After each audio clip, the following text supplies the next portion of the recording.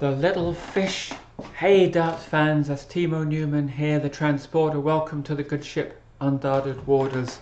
Great to see you, and welcome to part 2 or level 2 of the Matthew Edgar Darts Master series.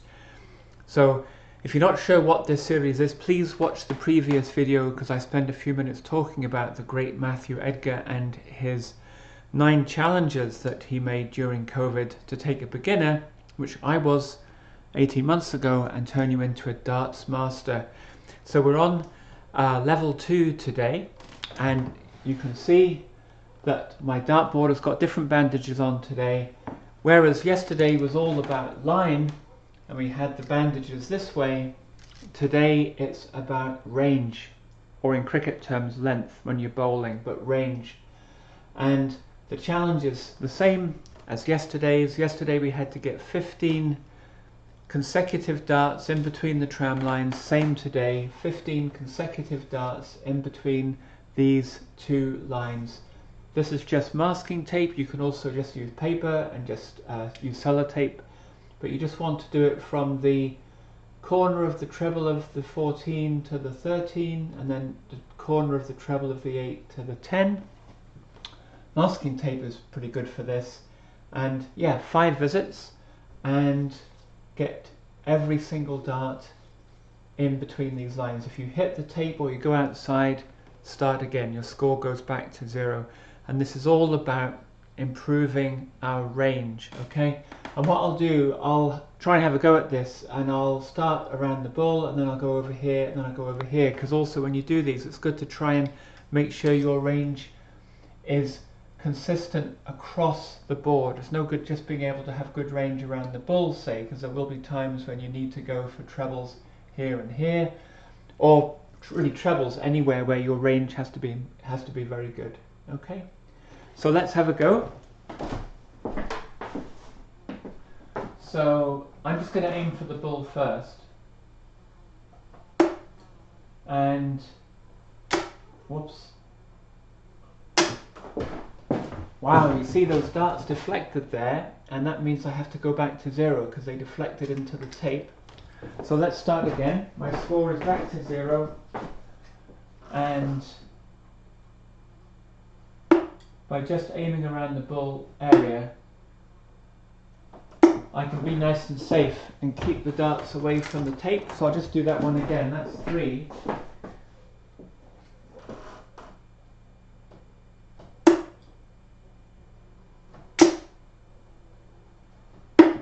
Okay, so that's aiming around the center, but I'm now going to go over, let's pretend that we're needing treble 11, something like that. And we don't really care if we hit that target. Actually, my score's just gone to 0, I think. I think it's okay, it's just under. I'll let myself off that, but there you go. It's not so much hitting the target, it's that you just want to make sure the darts are going on the in between the tram lines. So just going on the right hand side of the board there, and then that's up to 12 now, and we'll just go back to the center, or we'll do maybe 1 in each part, center, left and right. But again, it's just making sure that we get all 15 darts in between the tram lines. Bit sneaky of me to let myself have that one, but it's really just for the purposes of the video, but didn't really penetrate the tape. Who cares anyway, right? But when you're doing this, obviously, when you're doing these challenges, you've got to be absolutely 100% rigorous, otherwise, of course, there's no point. It's like playing solitaire with cards, no point cheating. So as we go on, some of these challenges are going to get very, very tough. Like I mentioned yesterday, when you get to challenges 6, 7, 8 and 9, they are tough unless you're already a very good player, in which case you'll be able to do them. But you're probably not watching this video if you're a really good darts player. But for most of us beginners and amateurs, these challenges do get tougher, and 6 to 9, will take weeks or even months of attempts. I usually try maybe an hour or maybe 2 a day, depending on how much time I've got.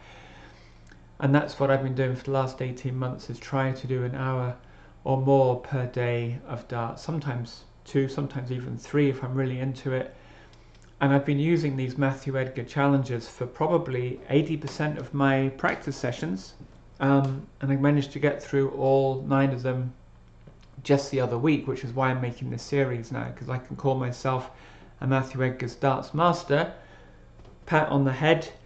Thank you very much, Matthew, for this brilliant series, because it gives amateurs like us something to aim for. Right, so I think range is a more difficult thing to do in darts than line. I think that's why people struggle to get a 180, because it's not just getting the line in the 20s, but to get a 180, of course, 3 successive darts have to have almost perfect range.